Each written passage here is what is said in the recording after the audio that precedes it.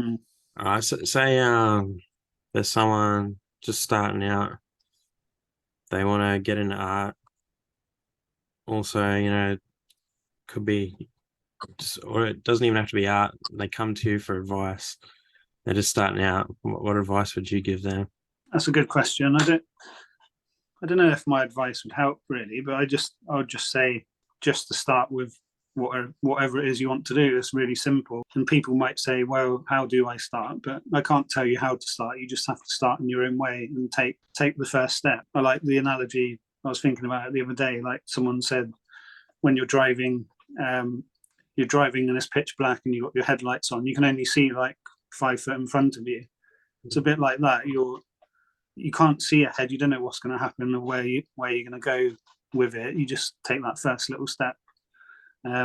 So like I did with the drawing, I did a few drawings and it was quite difficult at first, and it felt a little bit strained and it was stressful because I had an expectation that I had to be really good to start with, and I had to create stuff that sells straight away. But you just need to start and be consistent with it. Really, be patient with yourself because there might be times that you don't do it, but just keep going. Yeah. But do you have a favorite work of yourself? Like, do you have a one that you really love? That's your favorite.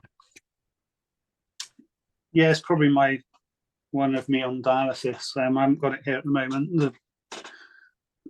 That was like um, the first big oil painting I did, and it was just staring into my own eyes. It was just like really cathartic going through that whole process. And there's also a close favourite to that is the one I did just before that, which was a nude picture of me, and that was quite difficult because I, growing up as like being overweight and stuff, I had a lot of body issues, and I wanted to put that on canvas so I could get it out there and disarm it. So that's one of my favourites as well. And the reason I painted that one is like I saw this guy's painting. I think he's a British painter called Glenn Pudvine. He drew these series of paintings. They're really good, like really realistic, like oil paintings. But he's got I don't really understand them. But he's got this painting where his own penis is choking him, like it's gone all around his neck, and it's like eh. Yeah, I'll show you it. It's like really bizarre, but it really triggered me. I don't know why.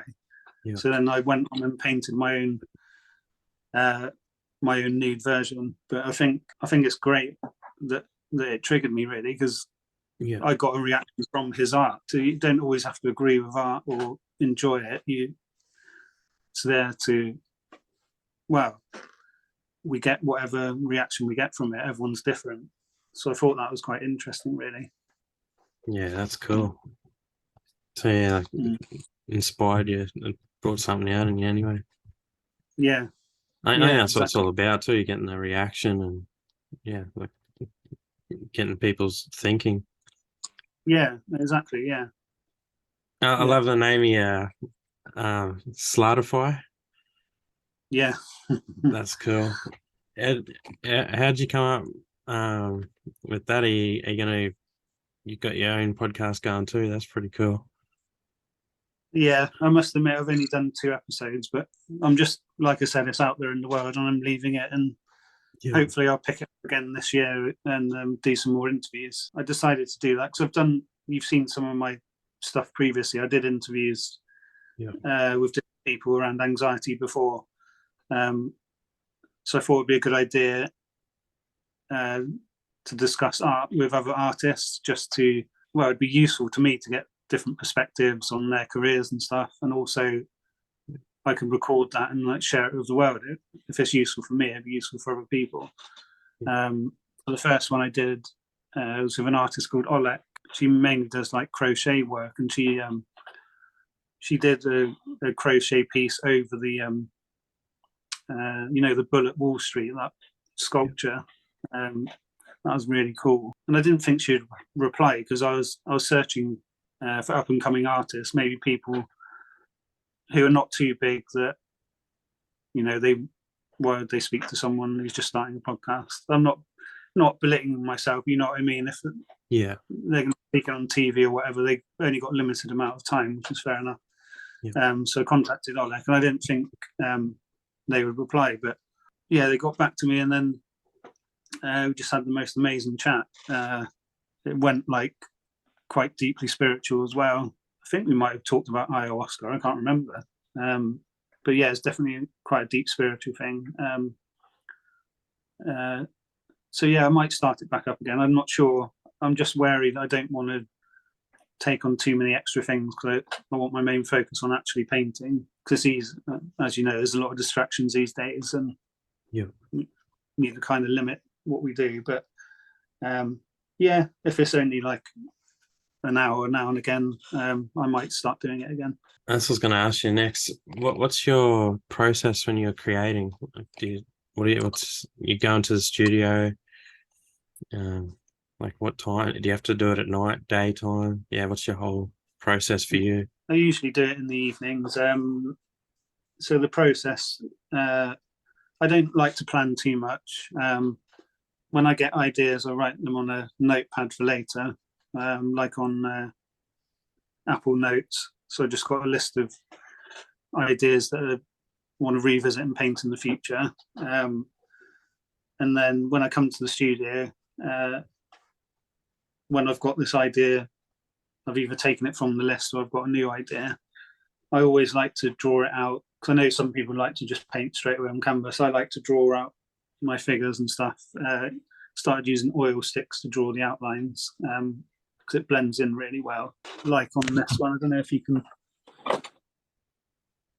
can see the red bits around the edge. Yeah. That's where Yep. I drew the oil stick originally, and it's made That's like cool. quite a nice effect on it.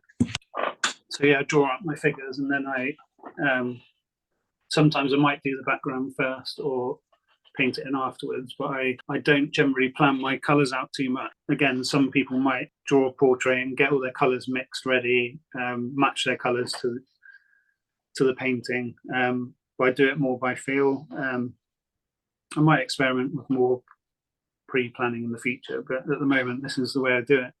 I just look at the picture that I want to draw, and then I get a rough estimation of the colours I want to use, and like almost kind of ad lib it. I've got loads of paints in my cupboard, and I'll look through them, and the colour will stand out, then I'll pick that. Yeah. And I enjoy it that way. It's more fluid and it's more enjoyable. So that's the way I do it. And then gratefully, I'm quite, when I tend to know when a painting is finished as well. I don't dwell on it too much. I'll know when it's done, and then I won't have to add anything else to it as well. Yeah. Which is a blessing. Because I know some people might fiddle with it for ages and still not be happy. So it's a fine balance. But yeah, I think I've got it done quite good now. Yeah. You have music playing in the studio when you're painting and stuff too? Yeah, I do. I've got where's my speaker? I've got a Bluetooth speaker that I play in here, and it's really good actually. Don't know where I've put it, but yeah, I started. I had this fun idea of setting up a Spotify playlist each time I come into the studio and sharing it on social media. So then people who see it, they put their own songs on. So I find it like it's a really good kind of fun club. It's getting people interacting with your post, which is a bonus. But it's like getting people excited about the music they like and sharing it. Yeah. And then all of a sudden on my playlist, I hear a new song come up, and it's quite amazing actually. Because I put a few of my own art with, and then I might say, like next time I come in, I'm going to say, give me your 90s hip hop recommendations, and then I'll put a few on to start it, and then it'd be nice when you see these tunes pop up on it. It's really cool actually. And then those playlists are out there, and anyone can listen to them as well. It's quite a fun thing, I think. Yeah, that's awesome. That's a great idea. It's a good little marketing idea too. Yeah, you could set up a live painting thing too. Yeah, I've done that a few times, I think. Yeah. It's hard. You can't really do that when you're playing music at the same time. Yeah. You need another phone or something, but yeah, I'll think about doing that actually. That'd be quite cool. Yeah. Yeah, that'd be awesome. Um, Mm. I had an idea before, like just when I was talking to you. I don't know, it probably sounds crazy, but like a collaborative artwork. Like I think it'd be cool to see something. You Mm. paint a character on a canvas, like send it to Film and Portraits. He paints one on there,